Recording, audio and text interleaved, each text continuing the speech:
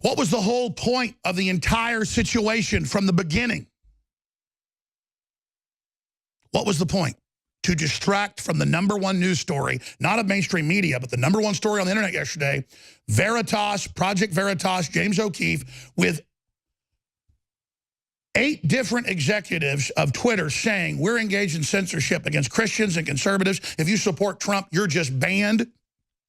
But you don't even know you're banned. No one can ever see what you say or do again. And these smirking, sickening, anti-American control freaks, it's the #1 story. And what do? They go, all right, first we're going to say the whole thing about how they've all got AIDS. Then to make it sound congruent, even though it's fake, whenever we're ready, whenever we need it. And this is key in crisis management. To cover up a real story, you use a fake story. Ladies and gentlemen, we are back live broadcasting worldwide, and this makes me so angry at mainstream media. They are just such globalist liars. Just like they said weeks ago, but the president said, oh, we don't want anybody from Haiti. They've all got AIDS. Turns out that's not true. Now you've got this quote. The president says he didn't say it. The media is saying it over and over again like he said it, really never even saying when I've been watching that he denied it. Like they'll go for 20 minutes and say, oh, by the way, he denies it, but S-hole, S-hole, S-hole, S-hole. Meanwhile, the Clintons literally raped Haiti and Rwanda and other areas and carried out and backed UN extermination programs that killed 800,000 Christians in one country. But that's okay to fund the Arab Spring and take over 4 countries and kill close to 500,000 and put over 100,000 women and children into sex slavery, and have Linda Sarsour marching with a hijab on, leading women in America, teaching them to wearing hijabs, and Islam is feminist. But the president, with a fake quote, calling a third world nations crap holes, that's the #1 story in the world. And what was it really all about? What was the whole point of the entire situation from the beginning? What was the point? To distract from the #1 news story, not of mainstream media, but the #1 story on the internet yesterday, Veritas, Project Veritas, James O'Keefe, with 8 different executives of Twitter saying, we're engaged in censorship against Christians and conservatives. If you support Trump, you're just banned. But you don't even know you're banned. No one can ever see what you say or do again. And these smirking, sickening,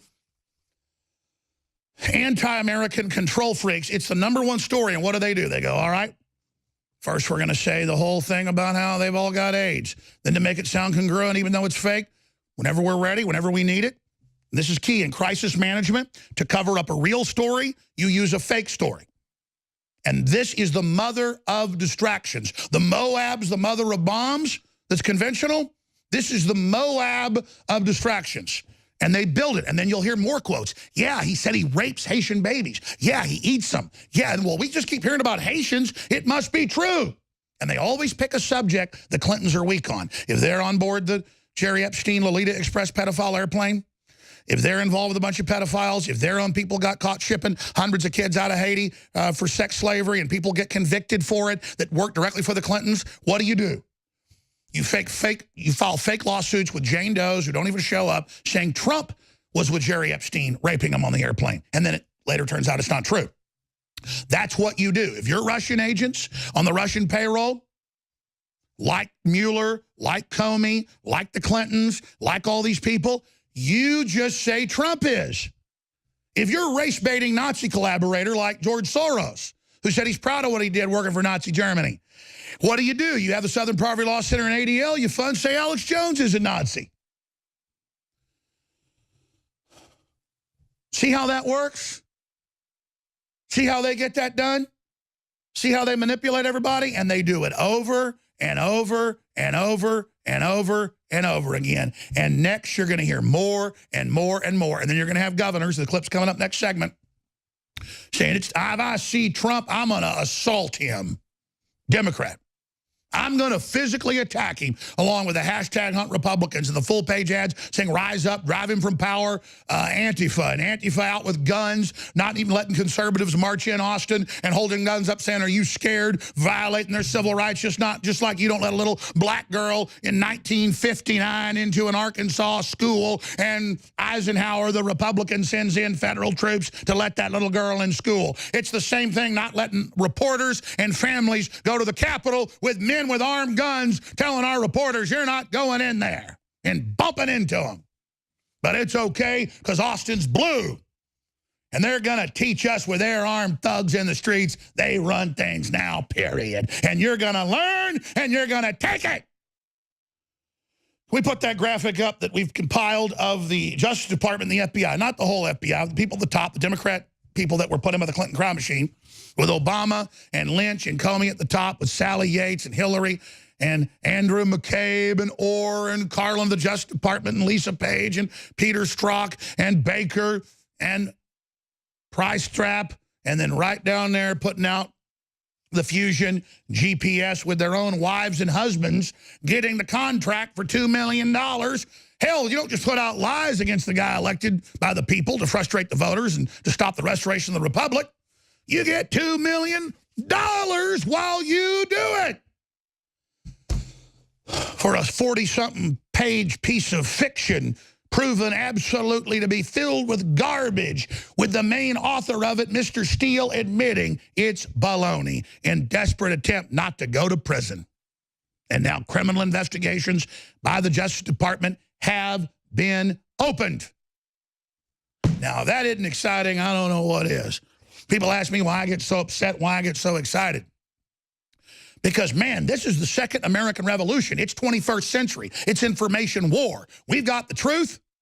They've got pure lies and pure garbage hammering us with it 24/7, and it's going to get more weaponized. I've been told by my high-level Justice Department and Defense Department sources that if you think the program they've got with Adobe that they released last year and then pulled off the market, where you can take 10 seconds of somebody's voice and then completely have a voice print novel that would pass voice print of saying whatever you want to hear from that person, and the word is they've got tapes ready on the president. But the good news is so many women have been approached to bear false witness that now more than 40 women, was a few dozen a few weeks ago, more than 40 women have signed affidavits about top Democrat officials, lobbyists, and others offering them as much as $2 million to say the president sexually assaulted them.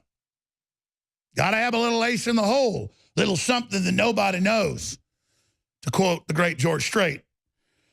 So that's where we are right now. When we come back, I'm going to play. And the next segment's going to be chock full. Clip after clip after clip after clip of them with the same unified message on every major corporate globalist enemy media that's captured this country. We're trying to take it back. This is a war. That isn't rhetoric. This is a true war, where they're now saying, kill the president, assault the president, get his supporters. He's a racist. Go after him. Do whatever it takes. And they'll use whatever false quotes they need, ladies and gentlemen, over and over and over and over again to try to bring him down. And the word is they're going to start putting these quotes out, have him deny it. And they've got so many recordings of him. You could take one of his speeches, particularly a clean one, a broadcast, and they can sit there and they can have him say, I rape Haitians. I murder Haitians. I drink their blood. You know, I went to the moon and ate purple Pop-Tarts with an Easter bunny.